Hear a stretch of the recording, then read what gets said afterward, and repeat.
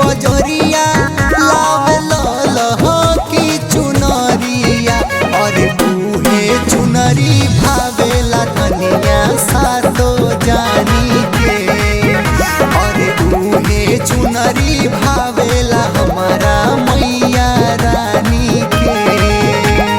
सही कहतनी जी।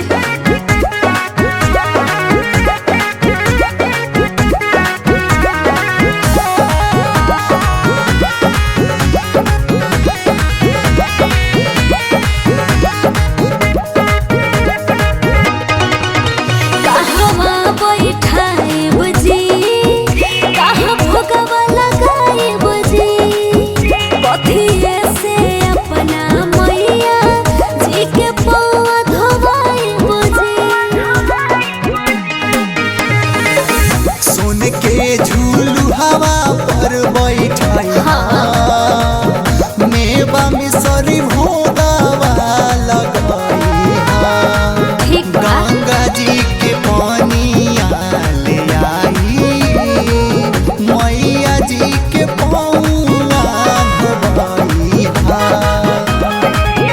देखी सब चीज वाले ठीक से पहचाने के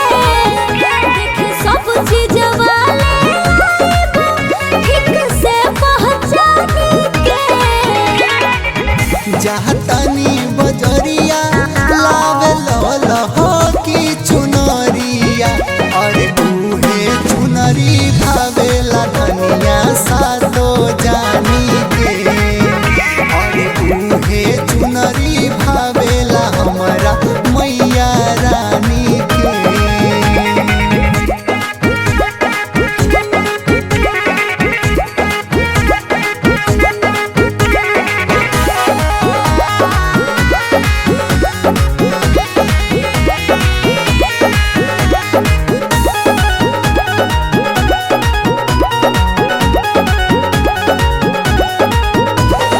साधु पुबती जी चाहे पूजा खातिर जी 9 दिन भूखल रहब दिनवा और राती जी।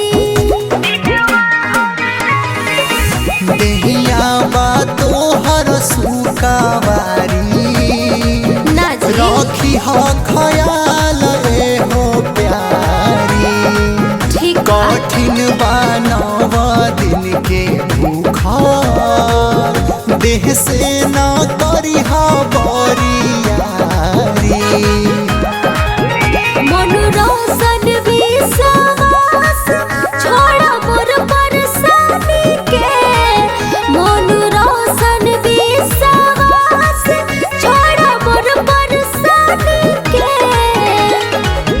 जातनी बजरिया लावे लह की चुनरिया और बूहे चुनरी भावेला धनिया सातो जानी के और बूहे चुनरी भावेला धनिया सातो जानी